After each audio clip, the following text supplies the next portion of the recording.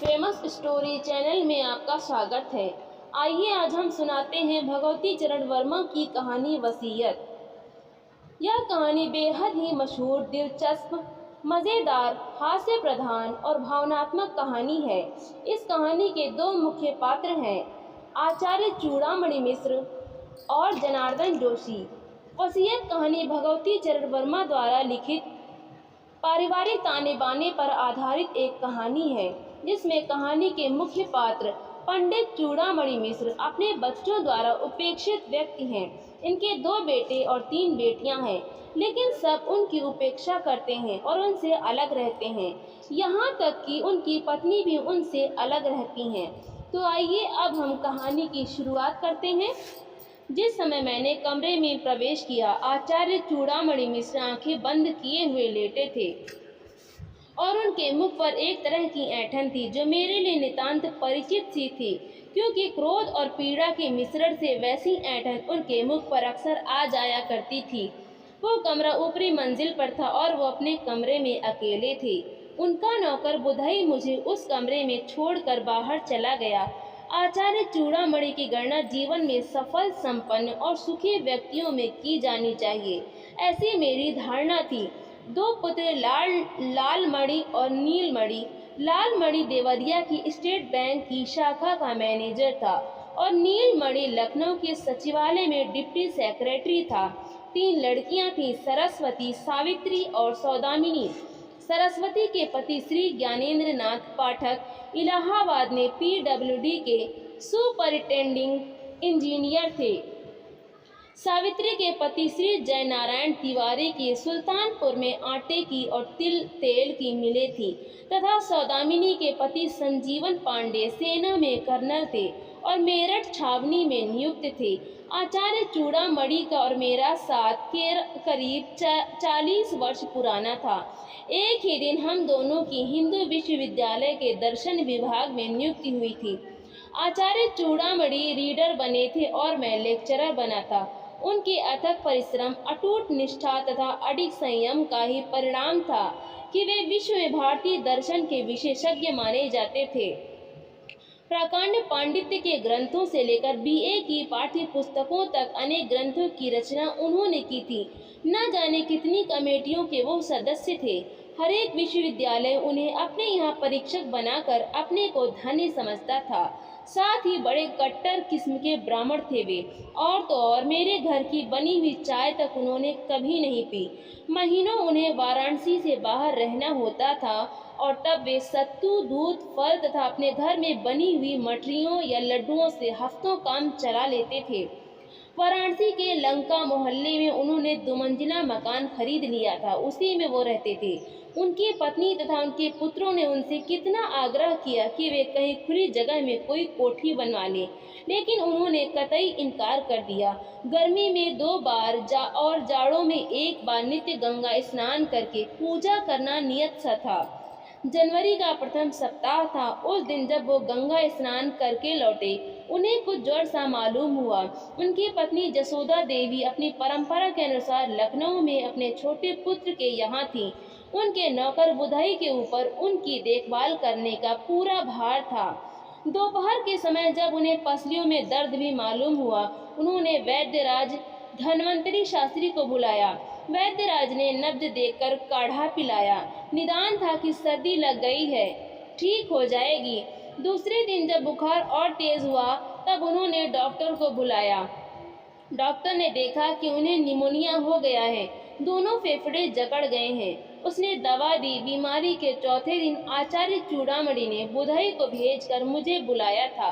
थोड़ी देर तक मैं उनकी चारपाई के सामने खड़ा रहा कि वे आंखें खोलें, फिर हार कर मुझे ही बोलना पड़ा, गुरुदेव, आपका शिष्य जनार्दन जोशी आपकी सेवा में उपस्थित है। मेरा इतना कहना था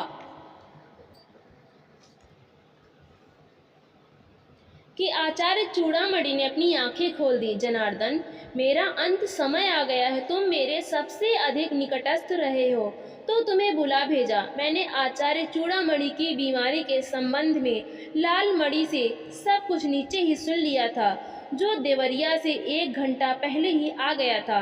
आचार्य चूड़ामणि का तार पाकर मेरी आंखों में भी आंसू आ गए। मैंने कहा, गुरुदेव, यह संसार असार है और यह शरीर नश्वर है। कमजोर आवाज में आचार्य ने कहा, हाँ जनार्दन, यही पढ़ा है, लेकिन अभी मेरी अवस्था ही क्या है। कुल मिलाकर 75 वर्ष। सोच रहा था संन्यासाश्रम का भी कुछ रस लूं, लेकिन लगता है मृत्यु सिर पर आ गई है। मृत्यु से बड़ा भय लगता है और जैसे वे बेहद थके हों। उन्होंने आंखें मूंद ली। मैंने उन्हें धीरज बंधाया। दिल छोटा मत कीजिए गुरुदेव, बताइए मेरे लिए क्या आदेश है। आचार्य चूड़ामणि ने फिर आंखें खोली। अरे हाँ, मेरे तकिए के नीचे कुछ कागज रखे हैं, उसमें मेरी वसीयत है। कल इसकी रजिस्ट्री यही घर पर करा चुका हूँ। एक प्रति न्यायालय में है, दूसरी यह है, तो इसे निकाल लो। एकमात्र तुम मेरे सबसे अधिक निकटस्थ हो और इस दुनिया में एकमात्र तुम पर मेरा विश्वास रहा है। मैंने उन सबों को कल ही तार करवा दिया है जिन्हें मेरे क्रियाकर्म में सम्मिलित होना है और मेरी वसीयत के अनुसार कुछ मिलना है।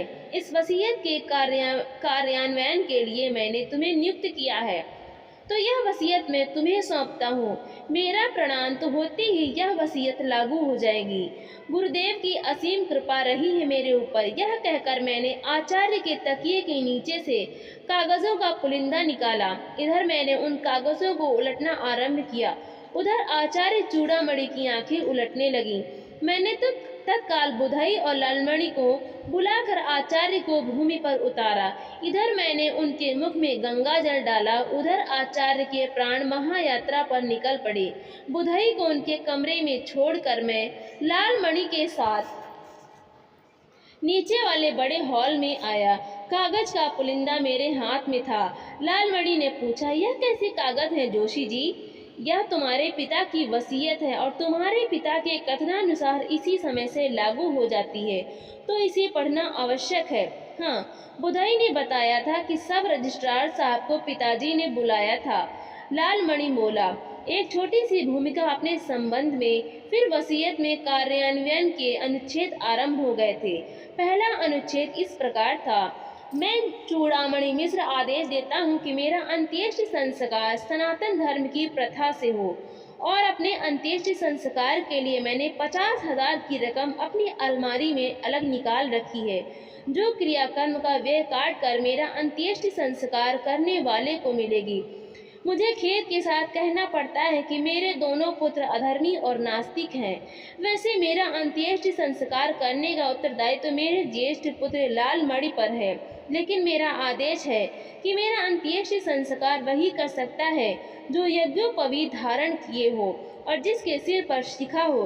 यदि मेरे ज्येष्ठ पुत्र में यह शर्त नहीं होती तो नीचे लिखी नामों की तालिका के अनुसार प्राथमिकता के क्रम से यज्ञोपवीत और शिखा धारण करने वाला ही मेरा अंत्येष्टि संस्कार कर सकेगा। मैं पढ़ते पढ़ते रुक गया। लालमणि की ओर देखकर मैंने पूछा, क्यों चिरंजीव लालमणि, तुम्हारी चोटी बोटी है कि नहीं और यज्ञोपवीत पहनते हो या नहीं?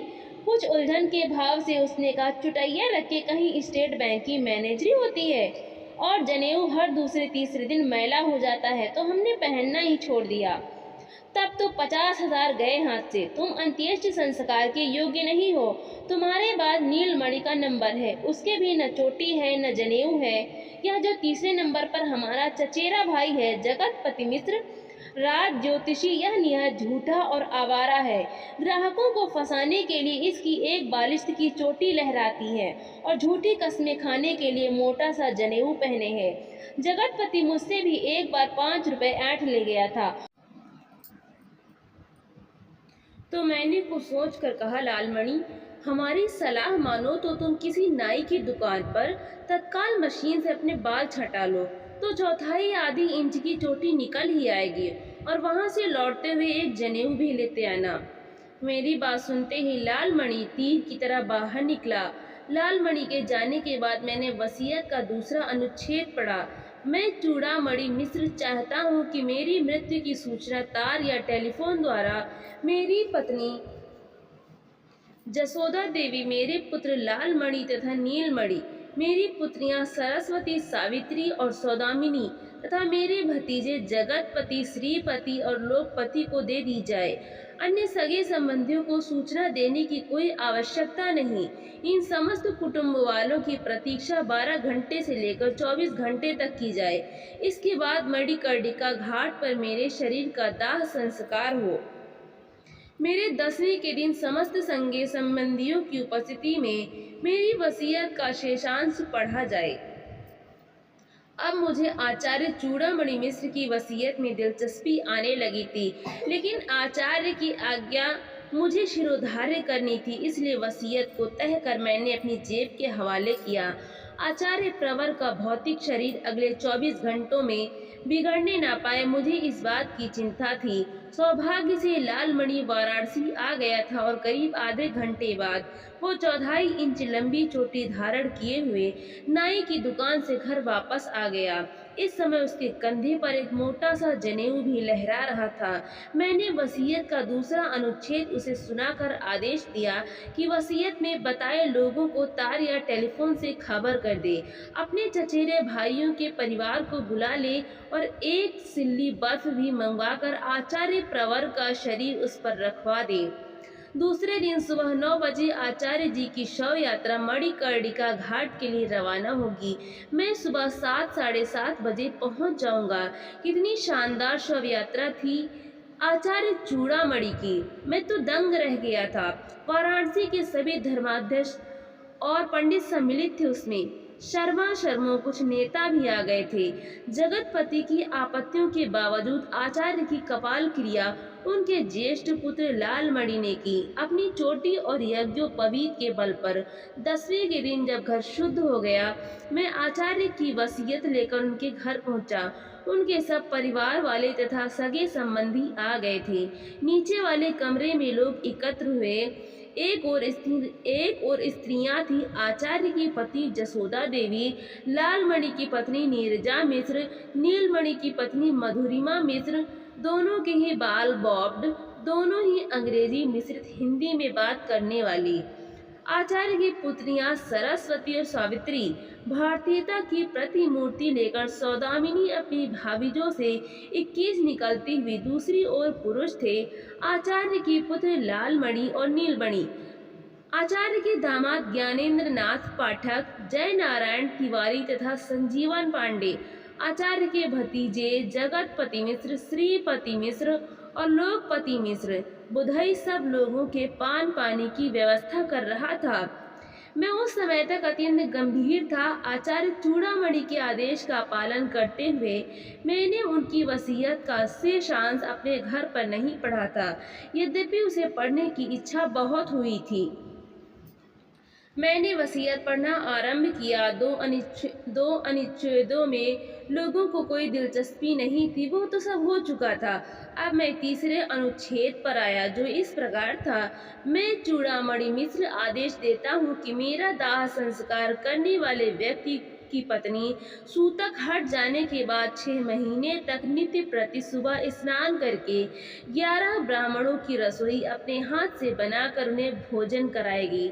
उसी समय लालमणि की पत्नी नीरजा मिश्र ने तमक कर कहा, जाड़े में सुबह स्नान करके 11 ब्राह्मणों की रसोई बनावे मेरी बला। बूढ़े की सनक पर मैं अपनी जान नहीं दे सकती। मैंने नीरजा मिश्र की बात अनसुनी करते हुए तीसरे अनुच्छेद का शेषांश पढ़ा। यदि वो स्त्री इससे इनकार करती है तो क्रमानुसार यह काम मैं दूसरी वधू और इसके बाद अपनी 3 लड़कियों के हाथ में सौंपता हूँ। इसके लिए उस स्त्री के लिए 25,000 रुपए की रकम निश्चित करता हूँ। एकाएक मुझे मधुरिमा मिश्र की भारी और मोटी आवाज सुनाई दी। पिताजी का आदेश वेद वाक्य है, मेरे लिए जीजी नहीं करती हैं तो ना करें, मैं उनकी इच्छा की पूर्ति करूंगी। नीरजा एकाएक तड़प उठी, बड़ी इच्छा की पूर्ति करने वाली होती हो? जिंदगी में कभी रसोई बनाई है या बनाओगी? लखनऊ में बैरों से खाना बनवाकर खाती हो। मैं तो अक्सर अपने घर में रसोई खुद ही बना लिया करती हूँ। जहाँ 6-7 आदमियों की रसोई बनाती हूँ, वह 11 आदमियों की रसोई बना लिया करूँगी। कुल 6 महीने की तो बात है। और नीरजा ने मुझसे पूछा, यह तो नहीं लिखा है कि गर्म पानी से स्नान न किया जाए? मुझे कहना पड़ा, यह शर्त लगाना वो भूल गए। नीरजा ने ताली बजाते हुए कहा, तो फिर मुझे यह स्वीकार है। अब आगे पढ़िए। मधुरिमा मिस अपनी जेठानी को कोई कड़ा उत्तर देना चाहती थी कि नीलमणि बोल उठा, ठीक है, यह अधिकार भाभी जी का है। वैसे भाभी जी का मधुरिमा पर आक्षेप अनुचित है। मधुरिमा ने 50-50 आदमियों का भोजन अकेले अपने हाथ से बनाया है। भाभी जी को अपने शब्द वापस लेने चाहिए। मैं अपने शब्द किसी हालत में वापस नहीं ले सकती, नीरजा ने चीख कर कहा। लेकिन वाह रे लालमणि, उसने उठकर कहा, मैं नीरजा के शब्द वापस लेता हूँ। अब आप आगे पढ़िए। बात और आगे ना बढ़े, मैंने वसीयत पढ़ना आरंभ किया। अनुच्छेद 4 इस प्रकार है, मैं चूड़ामणि मिश्र अपनी पत्नी जसोदा देवी से जीवन भर परेशान रहा। अत्यंत आलसी, चटोरी और लापरवाह स्त्री है। या मैंने तो दाल भात और सत्तू खाकर जीवन बिता दिया, लेकिन यह हरामजादी मुझसे छिपाकर प्रायः नित्य ही रबड़ी, मलाई और मिठाई खाती है। तभी जसोदा देवी ने चिल्लाकर कहा, हाय राम, यह सब लिखा है इस बुढ़वे ने। ऐसे खबीस आदमी के पल्ले में पड़ गई। इसे नरक में जगह न मिलेगी। घर वालों को सताकर जमा जथा इकट्ठी करता रहा, नाश हो इसका। इसी समय लालमणि और नीलमणि ने एक साथ अपनी माता को डांटा, अम्मा, पिताजी को गाली मत दो। हाँ जोशी जी, आप आगे पढ़िए। मैंने चौथे अनुच्छेद का शेषांश पढ़ा। मेरी मृत्यु के बाद इस राण को मेरे पुत्रों पर निर्भर रहना पड़ेगा, जो अपनी जोरुओं के गुलाम हैं। ये मेरी पुत्र वधुएं इसे भूखे मार देंगी और इसकी बिगड़ी हुई आदतों के कारण इसे भयानक कष्ट होगा। इसलिए मैं जसोदा के नाम 2 लाख रुपया छोड़ता हूँ, जिसके ब्याज पर यह मजे में जिंदा रह सकती है। मैंने चौथा अनुच्छेद समाप्त ही किया था कि स्त्रियों के कक्ष में एक हंगामा सा खड़ा हो गया। जसोदा देवी हाय लालमन के पिता कहकर धड़ाम से जमीन पर लेट गईं और अन्य स्त्रियों ने उन्हें घेर लिया। 10 सेकंड बाद ही उन्होंने रोना प्रारंभ कर दिया। तुम तो स्वर्ग चले गए लालमन के पिता, हमें इस नरक में छोड़ गए। हमें क्षमा करो, जो हमारे अनजाने में हमसे अपराध हो गया है। हाय लालमन के पिता। और उन्होंने अपनी छाती पीटना आरंभ कर दिया। मैंने समस्त साहस बटोर कर कड़े स्वर में कहा, यह सब कारण बाद में कीजिएगा, अभी तो वसीयत पढ़ी जा रही है। और जसोदा देवी की पुत्रियों ने उन्हें जबरदस्ती चुप कराया। मैंने अब 5वां अनुच्छेद पढ़ना आरंभ किया। मैं चूड़ामणि मिश्र अपनी पुत्री सरस्वती के पति ज्ञानेंद्र नाथ पाठक से अत्यंत खिन्न हूँ। एक हफ्ता पहले मैंने यह खबर पढ़ी थी कि ज्ञानेंद्र नाथ पाठक के विरुद्ध 5 लाख रुपए गबन की इंक्वायरी की मांग उठाई गई है असेंबली में। इसके अर्थ यह है कि ज्ञानेंद्र नाथ पाठक बेईमान और रिश्वतखोर हैं। ज्ञानेंद्र नाथ पाठक की ओर सब लोगों की निगाहें उठ गईं और सहसा ज्ञानेंद्र नाथ पाठक उठ खड़े हुए। यह बूढ़ा हमेशा का बदमिजाज और बदजबान रहा है, मरने के पहले पागल भी हो गया था। और उन्होंने अपनी पत्नी सरस्वती को आज्ञा दी, चलो, इस घर में मेरा दम घुट रहा है, एकदम चलो। सरस्वती भी उठ खड़ी हुई, लेकिन सावित्री और सौदामिनी ने सरस्वती का हाथ पकड़ लिया। पहले पूरी बात तो सुन लो। दूसरी ओर पुरुषों ने ज्ञानेंद्र नाथ पाठक का हाथ पकड़कर बैठाया। नीलमणि ने मुझसे कहा, हाँ जोशी जी, 5वां अनुच्छेद पूरा कीजिए। मैंने 5वां अनुच्छेद पूरा किया और अगर ज्ञानेंद्र नाथ पाठक पर इंक्वायरी बैठ गई तो बहुत संभव है इसकी नौकरी जाती रहे, इसे शायद सजा भी हो जाए। इस सब में इसके पाप की कमाई भी नष्ट हो सकती है। इसलिए मैं सरस्वती के लिए 1 लाख रुपया छोड़ता हूँ। कमरे में सन्नाटा छा गया। ज्ञानेंद्र नाथ पाठक चुप बैठे छत की ओर देख रहे थे और सरस्वती सुबक रही थी।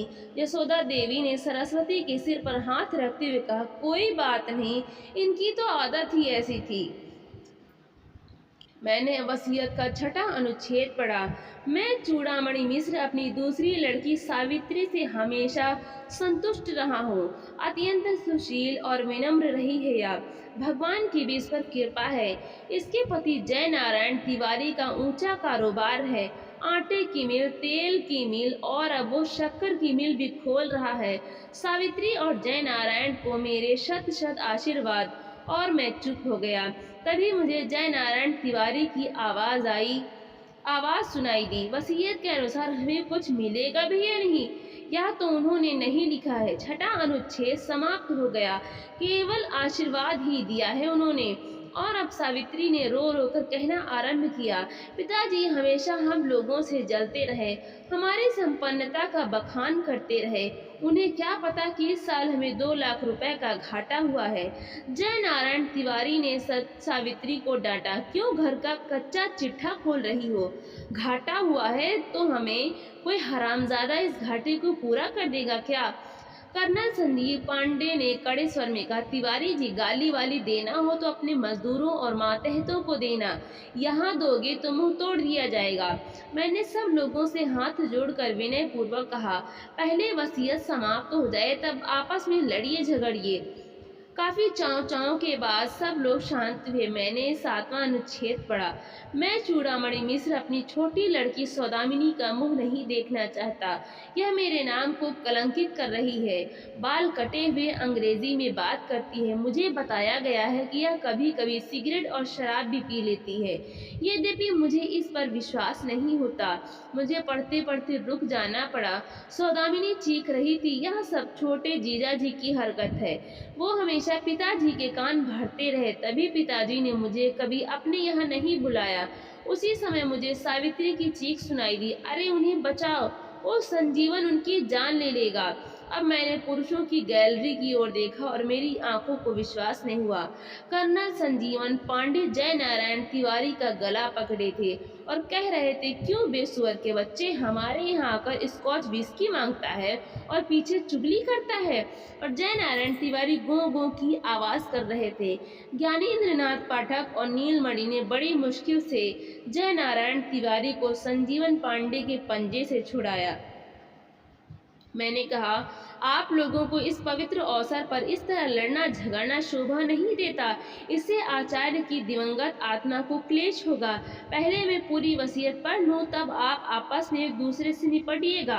अभी 7वां अनुच्छेद समाप्त नहीं हुआ है। सब लोग शांत हो गए। मैंने पढ़ना आरंभ किया, लेकिन इस समय मुझे लगता है मुझसे सौदामिनी के प्रति अन्याय हो गया है। एक पतिव्रता स्त्री को जो करना चाहिए वही सब वो कर रही है, और मैं संजीवन पांडे को भी दोष नहीं दे सकता। फौज में बड़ा अफसर है, चीन की फौज से लड़ा, पाकिस्तान की फौज से लड़ा और सौभाग्य से जीवित बचा हुआ है, लेकिन मृत्यु की छाया उसके सिर पर मंडराती ही रहती है और इसलिए वह खुलकर मांस मदिरा का सेवन करता है, खुले हाथ खर्च करता है, पास में पैसा नहीं। अगर वो मर जाएगा तो सौदामिनी और उसके बच्चों को भीख मांगने की नौबत आएगी। इसलिए मैं 1.5 लाख रुपयों की व्यवस्था करता हूँ, जिसका ब्याज 8% की दर से 12,000 रुपये प्रतिवर्ष यानी 1,000 रुपया महीना होगा। एकाएक सौदामिनी किलक उठी, धन्य हो पिताजी, तुम निश्चय स्वर्ग में जाओगे। और मैंने देखा कि संजीवन पांडे ने उठकर जय नारायण तिवारी को गले से लगाया। भाई साहब, मुझे क्षमा कीजिएगा, आपकी ही वजह से उस खबीस बूढ़े से 1.5 लाख रुपए की रकम हाथ लगी। मैंने संजीवन पांडे को डांटा, तुमको शर्म नहीं आती जो अपने पिता तुल्य पूज्य आचार्य को खबीस बूढ़ा कह रहे हो? अच्छा, मैं 8वां अनुच्छेद पढ़ता हूँ। मैं चूड़ामणि मिश्र अपने भतीजे जगतपति मिश्र राज ज्योतिषी के कष्टों से भली भांति परिचित हूँ। इसके पास कोई बैठक नहीं है, इसलिए ग्राहक खुद इसके यहाँ नहीं फंसता। इसे घूम फिरकर ग्राहकों को फंसाना पड़ता है। बावजूद अपने झूठ और आडंबर के यह अपना पेशा नहीं चला पा रहा है। अपने संकट मोचन के मकान का ऊपरी खंड में जगतपति मिश्र को देता हूँ 1,000 रुपयों की रकम के साथ, जिससे यह अपना एक साइन बोर्ड बनवा ले, एक टेलीफोन लगवा ले और अपने पेशे योग्य पीताम्बर आदि वस्त्र खरीद ले। जगतपति मिश्र ने कुछ हिचकिचाते हुए कहा, हमारे लिए सिर्फ इतना ही? उत्तर नीलमणि ने दे दिया, पहले हैसियत बना लो, फिर लखनऊ आना, वहाँ ज्योतिषियों की बड़ी पूछ है, हम तुम्हें काफी रकम पैदा करा देंगे। मुझे डांटना पड़ा। यह सब बातें बाद में, अभी तो वसीयत का क्रम चल रहा है। हाँ, तो 9वां अनुच्छेद इस प्रकार है, मैं चूड़ामणि मिश्र अपने भतीजे श्रीपति मिश्र से अत्यंत संतुष्ट हूँ। हाई स्कूल पास होने के बाद ही वो राजनीति में आ गया और राजनीतिक नेताओं की चमचागिरी करके वो खाने पीने भर के लिए झटक लेता है। लेकिन उसे केवल इतने से संतोष नहीं कर लेना चाहिए, उसे स्वयं एमएलए या मिनिस्टर बनना चाहिए। मैं जानता हूँ कि चुनाव लड़ने के लिए पूंजी की आवश्यकता है, क्योंकि एक चुनाव में 50-60 हजार रुपयों का खर्च है। मैं श्रीपति मिश्र के लिए 50,000 रुपयों की व्यवस्था करता हूँ, ताकि वो अगला चुनाव लड़ सके। अपनी मक्कारी, छल कपट और गुंडागर्दी के बल पर श्रीपति अपने प्रदेश का ही नहीं, भारतवर्ष का बहुत बड़ा नेता बन सकेगा। हर्षातिरेक से उमड़ते हुए अपने आंसुओं को पोंछते हुए श्रीपति ने कहा, चाचा जी, आपने मेरे चरित्र पर जो लांछन लगाया है वो सरासर अपने भ्रम के कारण, लेकिन मैं आपके आदेशों का पालन करूंगा। मैंने अब 10वां अनुच्छेद पढ़ा। मैं चूड़ामणि मिश्र अपने भतीजे लोकपति मिश्र का आदर करता हूँ। विनम्र, शिष्ट, अध्यवसायी और पंडित। अपने अथक परिश्रम और अपनी योग्यता के बल पर ही वो संस्कृत महाविद्यालय का प्राचार्य बन सका है। मैं अपनी समस्त पुस्तकें उसे देता हूँ, जिसकी जिल्दें बनवाकर वो मेरे मकान के नीचे वाले खंड में एक अच्छा सा पुस्तकालय स्थापित कर दे। इसी मकान में वो आकर रहे भी और जसोदा की भी देखभाल करे। जसोदा की मृत्यु के बाद इस मकान के नीचे के खंड का स्वामी लोकपति मिश्र होगा। अगर जसोदा लोकपति के साथ न रहना चाहे तो अपने वो पुत्रों पुत्रियों के साथ या कहीं दूसरी जगह रह सकती है। ऐसी हालत में जसोदा के जीवन काल में ही इस नीचे के खंड पर लोकपति का स्वामित्व हो जाएगा। पुस्तकों की जिल्द बनवाने के लिए तथा रैक खरीदने के लिए मैं 2,000 रुपयों की व्यवस्था करता हूँ। लोकपति ने भूमि पर अपना मस्तक नवाकर कहा, चाचा जी का आदेश शिरोधार्य है, लेकिन जिल्द बंधाई और रैकों के खरीदने के लिए यह रकम बहुत कम है। तभी मुझे लालमणि की आवाज सुनाई दी, इसमें 1,000, 2,000 और जो लगे मुझसे ले लेना। 11 अनुच्छेद इस प्रकार था। मैं चूड़ामणि मिश्र अपने सेवक बुधई से बहुत संतुष्ट हूँ, जो गत 20 वर्षों से मेरे अंत समय तक बड़ी लगन और बड़ी भक्ति के साथ मेरा सेवा करता रहा। भोजन यह मेरे यहाँ करता था, वस्त्र यह मेरे पहनता था, अपनी तनख्वाह यह पूरी की पूरी अपने घर भेज देता था। तो मैं आदेश देता हूँ कि मेरे समस्त वस्त्र सूती, रेशमी और ऊनी बुधई को दिए जाएं। भंडार घर में जितना भी अनाज, घी, चीनी है वो सब भी बुधई को दे दिया जाए और मेरी ओर से 100 रुपए देकर इसे भी विदा कर दिया जाए। यदि मेरे कुटुंब का कोई व्यक्ति बुधई को अपने यहाँ नौकर रखना चाहे तो मुझे कोई आपत्ति नहीं। जसोदा देवी ने कड़क कर बुधई से पूछा, कितना सामान है भंडार में? बुधई ने हाथ जोड़कर कहा, 1 बोरा चावल, 1 बोरा गेहूं, 5 किलो चीनी, 1 मन गुड़, 1 टीन घी और 2 कनस्तर सत्तू है। दालें भी थोड़ी थोड़ी हैं। जसोदा देवी ने कहा, 13 के दिन जो भोज होगा यह अनाज उसमें काम आएगा। बुधई को कैसे दिया जा सकता है? मुझे बोलना पड़ा। भोज का प्रबंध लालमणि को करना पड़ेगा, जिन्हें इस सब के लिए 50,000 की रकम मिली है। लालमणि अगर चाहें तो यह अनाज बुधई से बाजार के भाव पर खरीद लें। लालमणि ने कहा, यह सब बाद में देखा जाएगा, अब आप वसीयत का शेषांश पढ़िए। 12वें अनुच्छेद की प्रतीक्षा में सभी लोग थे, जो इस प्रकार था। मैं चूड़ामणि मिश्र अपने मकान के रूप में अचल संपत्ति तथा बैंक में जमा 11 लाख रुपयों की चल संपत्ति का स्वामी हूँ। 11 लाख की रकम पिछले अप्रैल में मेरे नाम थी। ब्याज लगाकर यह रकम अब और बढ़ गई होगी। संभवतः इस राशि पर मृत्यु कर भी देना होगा, तो मृत्यु कर देने के बाद जो रुपया बचे उसमें से इस वसीयत में निर्धारित राशियां बांट दी जाएं और जो बचे वो बराबर बराबर भागों में लालमणि और नीलमणि में वितरित हो जाए। मैंने कुछ रुक कर कहा, वसीयत समाप्त हो गई है, केवल एक फुट नोट है मेरे लिए अलग से, अगर आप कहें तो उसे भी पढ़ दूं। एक स्वर से सब लोगों ने कहा, हाँ हाँ, उसे भी पढ़ दीजिए। फुट नोट इस प्रकार था, मेरे परम शिष्य जनार्दन जोशी, तुम्हारा उत्तरदायित्व केवल इस वसीयत को मेरे परिवार वालों को सुनाना होगा। इस वसीयत की रजिस्ट्री हो चुकी है, जो अदालत में मौजूद है। तो जनार्दन, तुम इस वसीयत पे परिवार वालों के हस्ताक्षर लेकर अदालत में तत्काल जमा कर देना। जहाँ तक तुम्हारा संबंध है, तुम हमेशा भावनात्मक प्राणी रहे हो, तुम्हें भौतिक दर्शन पर विश्वास नहीं रहा है।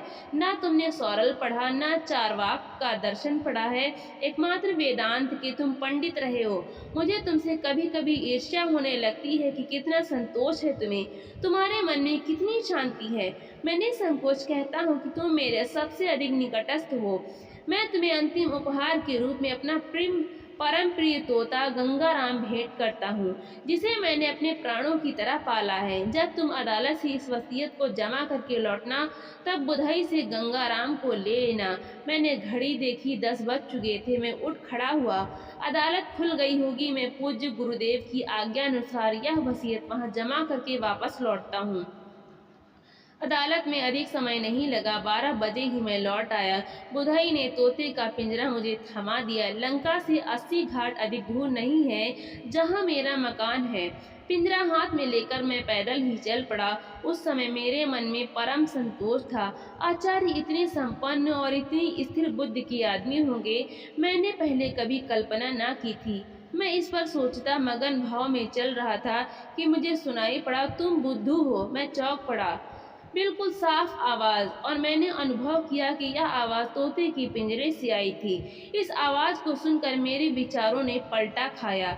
आचार्य ने लाखों रुपए उन लोगों को बांट दिए जिनसे वे बेहद नाराज थे, जिन्हें वे गालियां देते थे, लेकिन मेरे लिए उन्होंने एक पैसे की व्यवस्था न की। आज मुझे आचार्य चूड़ामणि पर कुछ झुंझलाहट होने लगी। इस झुंझलाहट के मूड में मैं तेजी से डग बढ़ाकर चलने लगा। तभी मुझे पिंजरे से सुनाई पड़ा, मैं पंडित हूँ। बड़ी साफ आवाज, जैसे आचार्य चूड़ामणि स्वयं बोल रहे हों। तो आचार्य एक मूल्यवान उपहार मुझे दे गए हैं। 80 घाट सामने दिख रहा था कि मुझे फिर सुनाई पड़ा, तुम बुद्धू हो। आसपास के लोग मुझे और मेरे हाथ वाले पिंजरे को देख रहे थे, और मुझे लगा कि आचार्य चूड़ामणि अपनी वसीयत में मुझे ठेंगा दिखाकर मेरा उपहास कर रहे हैं। मेरा अंदर वाला वेदांती ना जाने कहाँ गायब हो गया। मैं तेजी से अपने घर की ओर ना मुड़कर गंगा जी की ओर चलने लगा। तभी पिंजरे से सुनाई पड़ा, मैं पंडित हूँ। सामने गंगा जी लहरा रही थी।